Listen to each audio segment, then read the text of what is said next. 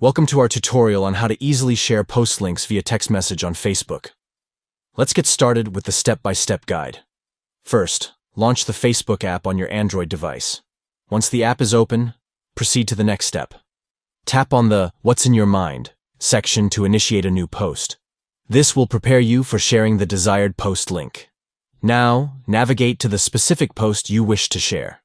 Once you've located the post, tap on the Share option located at the bottom right corner of the post. At the bottom of the Share menu, swipe left to reveal additional sharing options. Look for the Text option and tap on it to select text messaging as your sharing method.